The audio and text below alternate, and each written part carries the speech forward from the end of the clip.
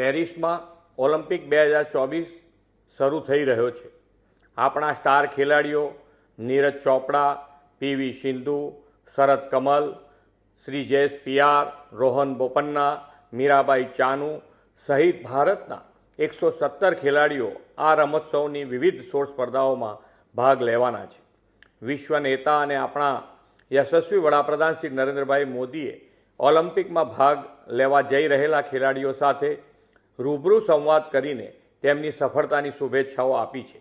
Olympic રમતોમાં વધુને વધુ મેડલ્સ મેળવીને આપણા ખેલાડીઓ ભારતીય તિરંગો પેરિસ ઓલિમ્પિકમાં લહેરાવે તેવી સૌ દેશવાસીઓની મનોકામના છે। સૌ ભારતવાસીઓ ચીયર ફોર ભારત માટે ઉત્સુક છે। આપણા સૌ માટે આનંદનો અવસર છે કે ગુજરાતના 3 હોનહાર ખેલાડીઓ આ ઓલિમ્પિકમાં ભાગ લઈ રહ્યા છે અને આપણા ગુજરાતનું ગૌરવ વધાર્યું છે। ટેબલ ટેનિસ રમતમાં હરમીત દેસાઈ અને માનવ ઠક્કર, એર રાઇફલ શૂટિંગમાં ઇલાવેનિલ વાલારિવનની પસંદગી ગુજરાતના ખેલ જગતની ગૌરવગાથામાં નવું સીમાચિહ્ન છે।